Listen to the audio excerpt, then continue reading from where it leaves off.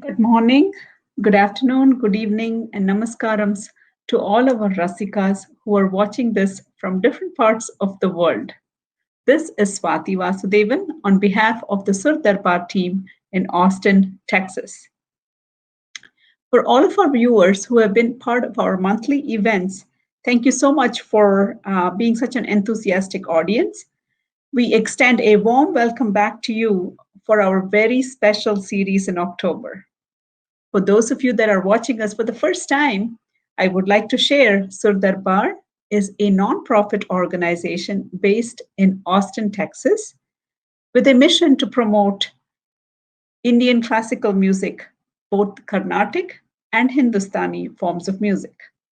We offer a warm and welcoming platform for our budding musicians and a community for the artists, music rasikas, and enthusiastic audiences to connect, interact, and support each other's art.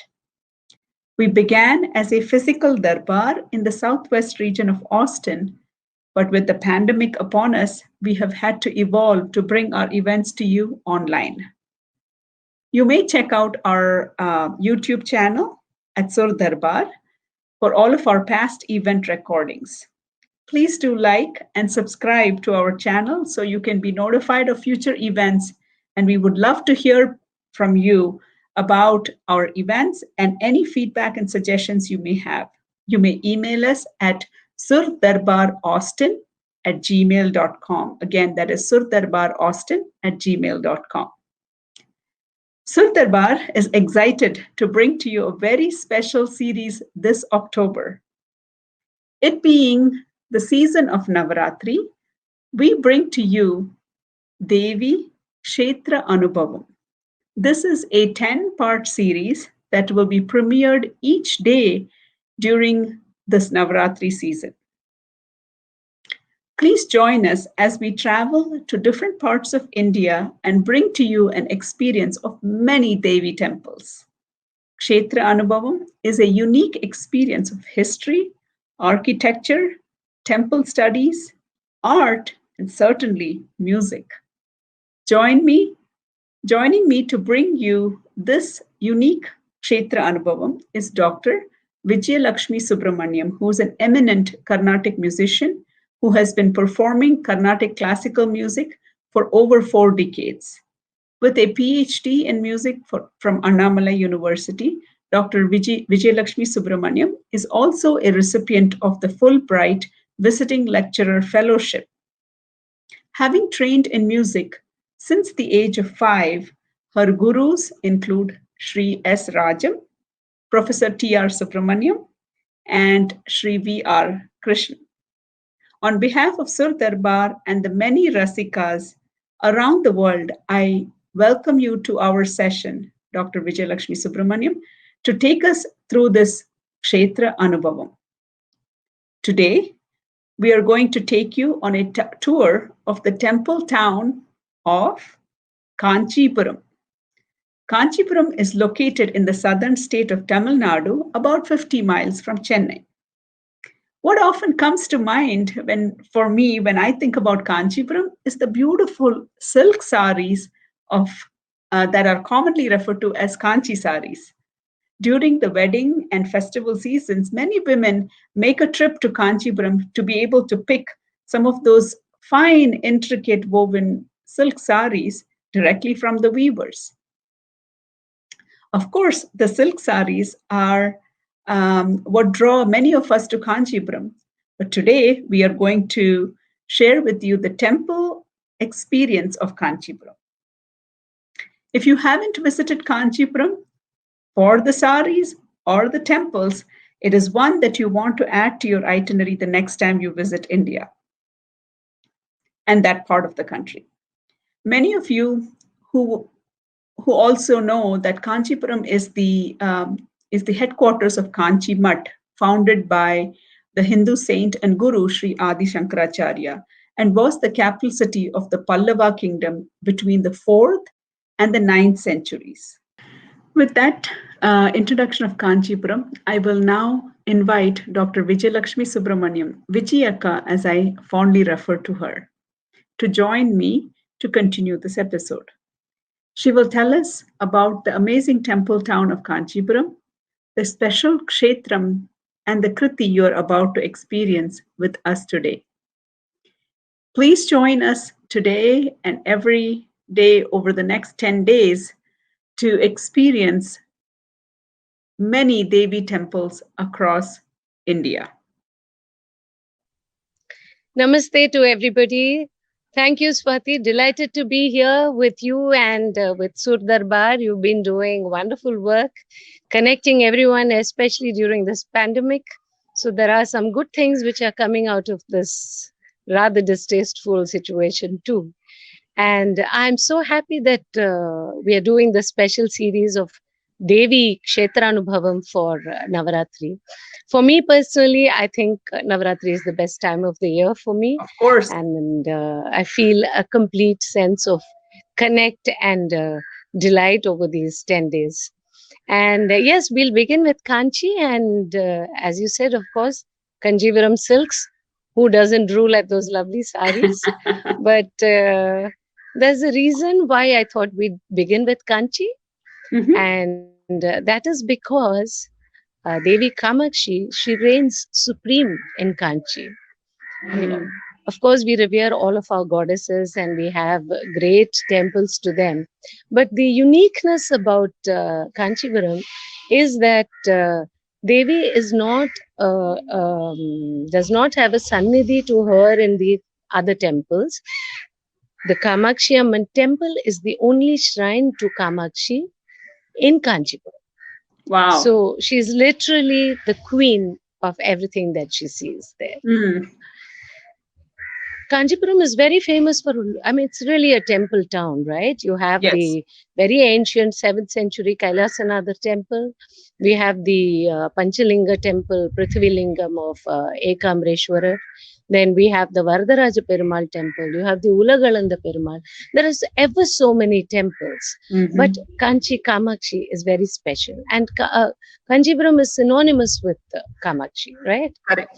So there were some very interesting aspects to this temple. Legend has it that Kamakshi Amman vanquished Bhandasura, who was wreaking havoc on all the worlds, and she was in a very fiery, very aggressive, angry mood when she was here. And sage Durvasa removed that anger, placated her by placing a Shri Yantra in front of the Sannidhi. We see that yantra still there today when we go to the temple, but the one we see is the one which was put in place and rejuvenated by Sri Adi Shankaracharya. Right. I think I've read about that somewhere. That's a very nice, interesting fact about Kanchipuram. Yes. And it is also believed that within the sanctorum, it was largely built by the Devas. Now, where Kamakshi is, this is called the Gayatri Mandapam. And she is revered here as a Parabrahma Swarupini. Now, the interesting thing is the 4 walls within this temple are representative of our 4 Vedas. And there are 24 pillars here which represent the 24 aksharas of the Gayatri Mantra. Wonderful. And interestingly, there are 5 aspects of Kamakshi here. In addition to the Parabrahma Swarupini, we have the Tapas Kamakshi, we have the Anjana Kamakshi, who is supposed to be a form of Mahalakshmi. Then we have the Utsava Kamakshi, who comes out in procession on festive occasions. And then, very interestingly, we have the Bangaru Kamakshi. Now, this Bangaru Kamakshi is the one that we have so many lovely compositions of Shama Shastri. Shama Shastri. So, yes. So, what happened is during the 1560s, during the Mughal invasions, this Bangaru Kamakshi, the golden idol, was perceived to be in danger, and so it was kept in hiding and removed away from Kanchipuram. So it was taken to Tiruvarur and kept with the family, and that is where Venkata Krishna, who later came to be known to us as Shama Shastri, was born. Then the family moved to Tanjavur, and under the royal patronage there, the temple was established, and today we have the beautiful Bangaru Kamakshi temple in Tanjavur. Tanjavur, okay. Yeah. I can't So wait to hear what composition you're going to pick for us today. I'm like, all these names you're throwing out is making me wonder. I'm wondering which composition you're going to pick. right. So there are so many, many, many compositions here, and it's interesting how each of our composers have had their anubhavam of Mm-hmm. Kamakshi. Mm. So, of course, we have the most prolific Sri Muthuswami Dikshitar, who has Mm-hmm. sung so many compositions. And another interesting aspect about Kamakshi is the name Kamakshi, which I'd like to Okay. share with you. So, Ka means Saraswati, and Okay. Ma is Lakshmi. So, Devi Oh, Kamakshi has Saraswati and Lakshmi as her eyes. wow. And this is sung by Sri Muthuswami Dikshitar in this, the beautiful composition, Neerajakshi Kamakshi. Mm. We listen to so many of these compositions, and when we can connect these facts, it's like, It wow, makes it very, very So interesting. he Yeah. says, Sharada